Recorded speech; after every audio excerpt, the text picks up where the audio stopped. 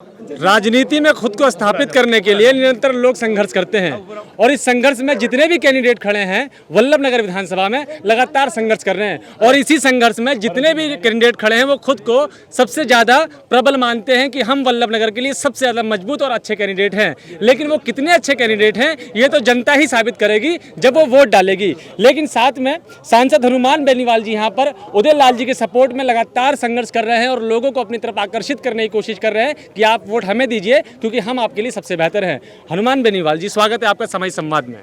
जी धन्यवाद सर, आप अभी बिल्कुल कांधे पे उठा के नौजवान आपको लेकर आ रहे हैं, ये जो प्रेम मिल रहा है इसका कारण क्या है? ये इस व्यवस्था को बदलने की लड़ाई राष्ट्रीय लोकतांत्रिक पार्टी राजस्थान के अंदर लड़ रही है।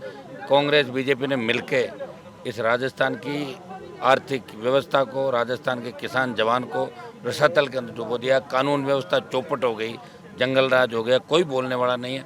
और 20 साल से गहलोत वसुंधरा का जो गठबंधन है, एक बार वसुंधरा ने लूटा, दूसरी बार गहलोत ने लूटा। लोग तंग है, लोग तीसरा विकल्प चाहते हैं। और राष्ट्रीय लोकतांत्रिक पार्टी राजस्थान के किसानों जवानों की पहली पार्टी है जो राजस्थान की पार्टी है ये। बाकी जो भी पार्टियां बाहर से तीसरे दल के रूप में आई, कोई यूपी की थी, कोई बिहार की थी, कोई दूसरी। और सबसे ज़्यादा जो हुंकार रैलियों के माध्यम से संघर्ष किया और आज भी जो संघर्ष कर रहे हैं तीनों विधायक विधानसभा के अंदर। और जब देश का किसान तकलीफ में पड़ा तो मंत्री पद छोड़ के मैं सड़क पे शाहजहाँपुर बॉर्डर पे 60 दिन तक सड़क पे बैठा। ये भी एक मात्र सांसद था तो देश सड़क पे मैं बैठा रहा। राजस्थान के किसान और जवान मुझे एक उम्मीद की दृष्टि से देखते हैं। हनुमान जी अगर मजबूत होंगे तो निश्चित रूप से बेरोजगारी की समस्या का समाधान भी होगा। किसान के बेटे हैं तो किसानों की संपूर्ण कर्ज माफी से लेके जिन मुद्दों पर हम लड़ रहे हैं, भ्रष्टाचार पे भी अंकुश लगेगा, भयमुक्त अपराध मुक्त राजस्थान होगा। इसलिए जवान और किसान मुझे पसंद करते हैं। और ये कोई बाहर से आए लोग नहीं है, ये इसी इलाके के जवान और किसान हैं जो लगातार हनुमान बेनीवाल को मजबूती दे रहे हैं, ऊर्जा दे रहे हैं। और डांगी जी का खुद का बहुत बड़ा वर्चस्व इस कॉन्स्टेंसी के अंदर है। गरीब किसान जवान की उम्मीद है, ये हमेशा इनके बीच रहे। 50,000 वोट पहले भी इन्होंने पिछली बार बीजेपी की टिकट भी लिए थे और अब की बार 2.25 lakh vote SC ST OBC के। वो एक ही बात कहते हैं कि इस बार हमारा नंबर आना चाहिए। राज घराने से, मेलों से राजनीति किसान की झोंपड़ी और किसान के घर के अंदर है। ये सब मानस वल्लभ नगर की आम जनता ने बना लिया और बहुत ही अच्छी तादाद के अंदर इनको वोट मिलेगा। अच्छे वोटों से उदयलाल डांगी की जीत होगी निश्चित। क्या कहना चाहते हैं कि राजा के घर से राज जाएगा? गया, राजाओं का राज तो पहले ही चला गया राजस्थान में। ये तो यहाँ पता नहीं वल्लभ नगर में क्यों लेके बैठे हैं, वो तो राज तो जाना ही। और मैं तो ये कहता हूँ कि सबसे ज़्यादा जो यहाँ वोट है वो रावत समाज के 60 से 70 हज़ार वोट है। 40,000 से ज़्यादा ब्राह्मण वोट है, 40,000 से ज़्यादा डांगी वोट है। फिर आपके दूसरे जाट, गुजर, गाडरी, धाकड़, रेबारी, लोहार और दूसरी जो जातियाँ हमारी तमाम OBC की जातियाँ, कुल वोट अगर हम SC भील समाज के SC ST OBC का बहुत वोट माने तो 2.25 लाख वोट रहे हैं, सिर्फ इतना है। लेकिन विधायक इनका नहीं बना, इनके मन में पीड़ा है और ये सब लोग इस बार मिलके उदयलाल जी को आशीर्वाद देंगे। इन्होंने मानस बना लिया। अब चाहे कितना ही सरकार ताकत लगा ले, ये अब चाहे कोई से भी सामने आ जाए वो टिकेगा नहीं। राष्ट्रीय लोकतांत्रिक पार्टी और उदयलाल जी डांगी का जो तूफान चल रहा है वल्लभ नगर के अंदर, ये सेमीफाइनल है। अगर ये RLP जीतती है तो 23 के अंदर कांग्रेस और भाजपा को दूसरे और तीसरे नंबर पर धकेल देंगे राजस्थान। आपसे एक आखिरी सवाल करूंगा मैं, जब उदयलाल जी जैसे कैंडिडेट को कोई मुख्य पार्टी टिकट नहीं देती है, उसके बाद जब उन्हें छोड़ देती है, तब इस तरह के लोग जब आपकी पार्टी में मिलते हैं तो आपके लिए राजनीतिक छवि बनाने के लिए मजबूत कैंडिडेट मिल जाता है तो मज़ा आता है। ये सब नहीं, ऐसा कुछ भी नहीं है। मैं दरियाबाद में भी कैंडिडेट था मेरे पास, लड़ाया नहीं मैंने, जानबूझ के तैयार थे कैंडिडेट लड़ा के। मैं अगर दूसरी पार्टियों की तरफ जाऊँ, मुझे तो कैंडिडेट ही खड़ा करने में। कई बार क्या होता है कि आदमी जब इनके साथ अन्याय हुआ और रावत समाज के लोग मेरे पास आए, मैं चुनाव लड़ना चाहता था, मेरी भी पार्टी है, मैं चाहता हूँ भाई मैं जवान किसान के लड़ूं। और जब तक लोकतंत्र में सत्ता हाथ में नहीं आती तो आप अपने लोगों को भला नहीं कर पाओगे। हम चाहते हैं कांग्रेस मुक्त, बीजेपी मुक्त राजस्थान हो। और रावत समाज के लोगों ने भी कहा उदयलाल जी से मजबूत उम्मीदवार मैंने इनका साथ अपने को देना। और ये पिछली बार भी बहुत मार्जिन पे थे और इनके साथ अन्याय हुआ, इसलिए राष्ट्रीय लोकतांत्रिक पार्टी जहाँ भी अन्याय होगा मैं जरूर खड़ी दिखाई देगी। हमें खाली वोट बटोरना और अपनी पार्टी का प्रचार करना हमारा काम नहीं है। मैं खुद घूम रहा हूँ, क्या राहुल गांधी यहाँ घूम रहा है, क्या प्रियंका आ रही है क्या यहाँ पे, मोदी जी थोड़ी घूम रहे हैं बीजेपी। 23 में आएंगे ना सब? सुनो मेरे पास, बाद में आ जाएंगे। लेकिन अभी ये मेरे भरोसे चुनाव लड़ रहे हैं और मेरे तीनों विधायक, तमाम पार्टी के राजस्थान के कार्यकर्ता, तमाम जातियों के लोग गांव गांव डाणी डाणी गली गली घर घर हम घूमेंगे। इनके लिए छोटे छोटे कार्यक्रम में जाएंगे, बड़ी से बड़ी सभा करेंगे। ये मेवाड़ के मान और सम्मान की लड़ाई है।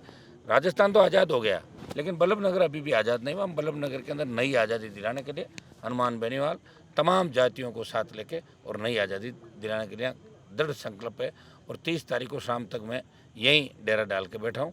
और उदयलाल जी खुद इतने मजबूत है कि इनके पीछे तो वैसे ही किसान ओबीसी के लोग दीवाने हैं इनके सारे। जब रावत समाज इनको टिकट मेरे से दिलाना आया तो अंदाज लगा लो कि इनकी लोकप्रियता कितनी होगी। आपके जवाब से ही मेरे दिमाग में एक सवाल आया है कि जब मैं ग्राउंड पे अपने पिछले 10 दिन से मैं इसी वल्लभनगर विधानसभा में घूम रहा हूँ, जो लोग ये कह रहे हैं कि केंद्र में बीजेपी बैठी है और राज्य में कांग्रेस बैठी है, जो विकास की कड़ी है वो यही इन्हीं पार्टियों से बनती है। आरपीएल तो कहीं है नहीं। ऐसा है, बीजेपी कांग्रेस अगर विकास करती तो 70 साल में नजर आ जाता आपको राजस्थान का। राजस्थान को बर्बाद अगर किसी ने किया तो दोनों पार्टियों ने मिलकर किया। ये तो मुझे धन्यवाद दो सब लोग कि मैं नई पार्टी बना के लड़ तो रहा हूँ। बाकी दूसरे पार्टियों की तरह नहीं बसपा के जीते विलय कर लिया, वो गया वो भाग गया। हनुमान बेनीवाल अपनी ताकत के साथ लड़ रहा है। और 3 वर्ष होंगे अक्टूबर लास्ट में पार्टी को बनाए हुए, 5 प्रधान और नगर पालिका का 1 चेयरमैन एलपी पार्टी का। बड़ा राजस्थान है, अलग अलग संस्कृति राजस्थान की। मेवाड़ का अलग पार्ट है, मारवाड़ अलग है, शेखावटी अलग है, भरतपुर का अलग इलाका। लेकिन राष्ट्रीय लोकतांत्रिक पार्टी पूरे राजस्थान के मुद्दों को लेकर लड़ाई लड़ रही है। चाहे राजस्थान को विशेष राज्य का दर्जा देने की बात हो, दूसरे एमपी कोई नहीं उठाता, लोकसभा में ही लड़ रहा हूँ। ईस्टर्न कैनाल 12 जिले जो दौसा, करौली, धौलपुर से लेकर भरतपुर के, वहाँ सिंचाई की परियोजना को राष्ट्रीय सिंचाई परियोजना घोषित करें। टीडी जब स्टेट के अंदर आती है, हनुमान बेनीवाल अकेला लड़ता है। स्थानीय लोगों को रोजगार मिले, फैक्ट्रियों के अंदर बाड़मेर के तेल के कुएं, भिवाड़ी के कारखाने, 80% रोजगार का कानून बने। ये हनुमान बेनीवाल ही है जो 24 अलग हैं और एक अकेला राजस्थान की पहचान। वो वहाँ दरबार के अंदर उनके गीत गाने नहीं गया, जब किसान तकलीफ में था तो सड़क पे बैठ गया और हमेशा मंत्री पद का त्याग यहाँ किया। दिल्ली के अंदर किया। लोग तो मंत्री के लिए पता नहीं क्या क्या कर लेते हैं, आप जानते हो नेताओं की हैसियत मैं भी जानता हूँ, सारे नेताओं की। मैंने मंत्री पद ठुकराए 4-5 बार और उसी का परिणाम है कि लोग देखते हैं कि हनुमान बेनीवाल हमारे लिए कुछ करेगा, गरीबों के लिए करेगा, किसानों के लिए करेगा, SC ST OBC तमाम जातियाँ। मैं तो आर्थिक आधार पर भी आरक्षण की वकालत करी थी मेरी रैलियों के अंदर कि आर्थिक आधार पर भी जितनी भी जातियाँ, चाहे ब्राह्मण हो चाहे बनिया हो, दूसरी जातियाँ, उनको भी आर्थिक रूप से कमजोर तो उनको आरक्षण मिलना चाहिए। ये हमने कभी किसी आरक्षण का विरोध नहीं किया। और मैं चाहता हूँ कि महलों के लोग इनकी सेवा नहीं कर पाएंगे। अगर सेवा नज़र आती तो बल्लभनगर में मुझे तो कहीं विकास नज़र नहीं आ रहा। कोई बाहर का उद्योग नहीं, कोई काम नहीं, कोई काज नहीं, न बिजली की जितनी विषयार भरी लोगों के। और जो लूट खसोट अभी इनके विधायक जी के डेथ के बाद, निधन के बाद जो हुआ 8 महीने के अंदर, कौन धनी धोरी पता ही नहीं। यहाँ भारी भ्रष्टाचार मेवाड़ के अंदर फैला हुआ। इस मेवाड़ के भ्रष्टाचार को भी ख़त्म करेंगे, राजस्थान के भ्रष्टाचार को ख़त्म करेंगे, मजबूत लोकपाल बने। और 12 FIR गहलोत वसुंधरा के खिलाफ लोकायुक्त ने अपनी रिपोर्ट के अंदर दिए। उन 12 मुकदमों में मुख्यमंत्री सीधे मुलजिम बन रहे हैं दोनों। लेकिन बनाएगा कौन? बनाएगा तो वही जब सरकार जिसकी आएगी। अगर सरकार आ गई तो मुलजिम तय है उन लोगों का बनना, और नहीं आई तो हमारा संघर्ष जारी रहेगा। चलिए, आपको बहुत बहुत शुभकामनाएं और धन्यवाद। उदयलाल जी, आप यहाँ से विधानसभा लड़ रहे हैं, पहले भी आप लड़ चुके हैं। अभी जो माहौल चल रहा है तो वल्लभनगर विधानसभा में क्या चल रहा है? इस बार वल्लभनगर विधानसभा के अंदर किसान चुनाव लड़ रहे हैं। एक तरफ किसान और एक तरफ एक ही परिवार के लोग हैं। इस बार ये चुनाव किसानों वर्सेस एक परिवार से चल रहा है। और 70 साल से जो एक ही परिवार से राज करते आ रहे हैं, तो इस बार किसानों ने ठान ली है या परिवर्तन करके रहेंगे। पार्टी ने टिकट नहीं दिया, आप जिसको एक धोखा के रूप में दर्शा रहे हैं जनता में, बेनीवाल जी के साथ जाने के अलावा कोई और भी मार्ग था आपके पास, या सबसे अच्छा यही लगा? देखो, धोखा मैं भी देख रहा हूँ और यहाँ के किसान भी देख रहे हैं। पिछले कई सालों से मैं पार्टी के लिए काम कर रहा था जी, मगर जिस तरह से अचानक यह पार्टी को इतनी मजबूत कर दी थी, या जिस पार्टी में मैं था उस पार्टी जिस कंडीशन में मुझे टिकट दिया गया, उस टाइम पे पार्टी की बहुत जीरो लेवल पे थी जी। फिर भी कम टाइम मिलने के बाद 100 बूथ पे मैं नहीं जा पाया, मगर तो भी 47,000 वोट इसी मतदाताओं ने दिया। उसके बाद विधानसभा पंचायती राज चुनाव में 2 प्रधान 2 उप प्रधान पूर्ण बहुमत के साथ आपके यहीं के मतदाताओं ने दिया। 7 में से 5 जिला परिषद सदस्य दिए। तो निश्चित रूप से पार्टी बहुत मजबूत हो चुकी थी। मगर जब मजबूत हो गई तो इनको लगा कि इस बार महलों की राजनीति इस परिवार की राजनीति किसानों के हाथों में जा रही है। तो एक षड्यंत्र पूर्वक एक टिकट उड़ाया गया। सारे किसान मतदाता जानते हैं कि ये टिकट किस वजह से उड़ा है। इनका दर्द, मैं जहाँ जहाँ जा रहा हूँ किसान भाई इतने दुखी हो रहे हैं, जैसे टिकट उदयलाल का नहीं कटा, वल्लभ नगर के किसानों का टिकट कटा है। राष्ट्रीय लोकतांत्रिक पार्टी या हनुमान बेनीवाल जी क्यों जनता के लिए ज़रूरी हैं इस वक्त ये में? किसान है, किसान ही एक किसान की समस्या समझ सकते हैं। और ये वल्लभ नगर के, मैं सबसे पहले धन्यवाद देता हूँ रावत समाज के पदाधिकारियों को कि आपका इनसे मिलना पहले हो चुका है या पता नहीं। इन रावत भाइयों ने मुझे जब इस हनुमान बेनीवाल साहब से मिलाया तो आप खुद भी चाहते तो लड़ सकते थे, मगर रावत समाज भी हमारे यहाँ का किसान परिवार ही है। इन्होंने वल्लभ नगर की पीड़ा समझी और मुझे राष्ट्रीय लोकतांत्रिक पार्टी का उम्मीदवार बनवाया। इसके लिए तहे दिल से उनका मैं धन्यवाद देता हूँ।